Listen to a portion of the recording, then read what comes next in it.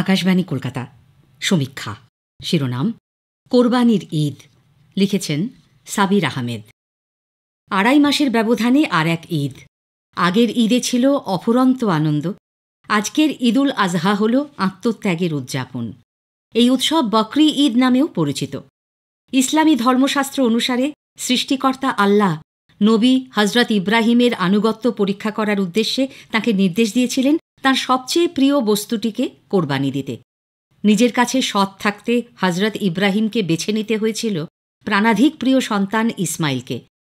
অন্তরের সব দ্বিধা দ্বন্দ্বের ঊর্ধ্বে উঠে নবী হজরত ইব্রাহিম পুত্রকে কোরবানি দিতে উদ্যত হতেই ঐশ্বরিক হস্তক্ষেপে প্রিয় পুত্র হজরত ইসমাইলের বদলে কোরবানি হয়ে যায় একটি দুম্বা।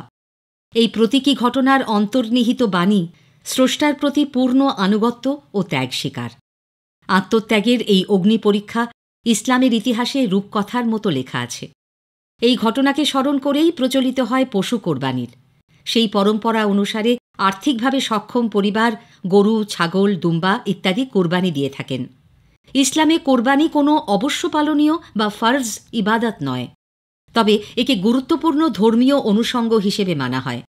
পশু কোরবানির এই প্রতীকী কর্মকাণ্ডের আড়ালে আছে এর গভীর উদ্দেশ্য। আসলে কোরবানি দিতে হয় মানুষের ষড়রিপু কাম, ক্রোধ, লোভ, মোহ, পরনিন্দা, পরশ্রী কাতরতাকে।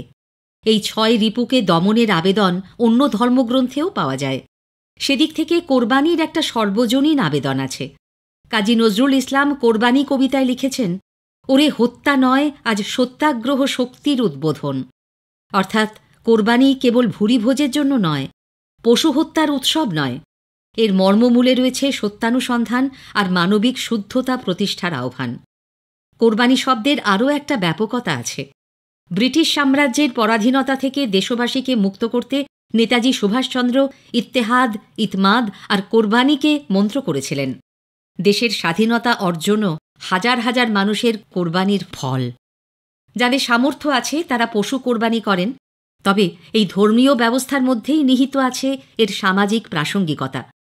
কোরবানির অন্যতম একটি শর্ত, পশুর মাংস কেবল পরিবারের আহারের জন্য নয়, সমানভাবে দরকারে দাঁড়িপাল্লা ব্যবহার করে ৩ ভাগে ভাগ করতে হবে মাংস। ১ ভাগ গরিব দুঃখীকে বিলিয়ে দিতে হবে, আর ১ ভাগ রাখতে হবে আত্মীয় স্বজন ও প্রতিবেশীদের জন্য, আর শেষ ১ ভাগ নিজে খাবার জন্য।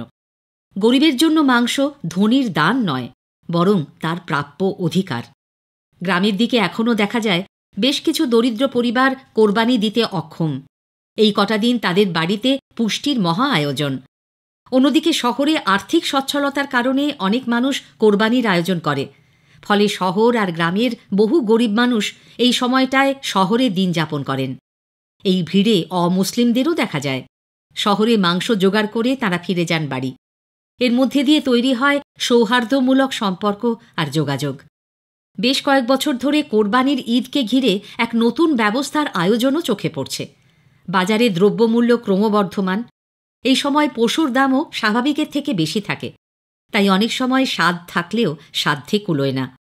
আর্থিকভাবে অসচ্ছল কিছু মানুষ একজোট হয়ে পশু কোরবানির ব্যবস্থা করছে, যাকে বলা হচ্ছে হিস্সাওয়ালা কোরবানি। পশুর চামড়া বিক্রির টাকা দুস্থ মানুষদের সেবায় ব্যয় করা হয়।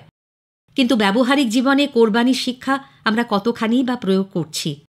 কোরবানি হয়ে উঠছে দেখনদারির পর্ব। পাড়ায় পাড়ায় ধনী মানুষের অর্থশক্তির নির্লজ্জ প্রদর্শনী। কে কত দামের পশু কিনে কোরবানি দিতে পারবে তার যেন প্রতিযোগিতা চলছে।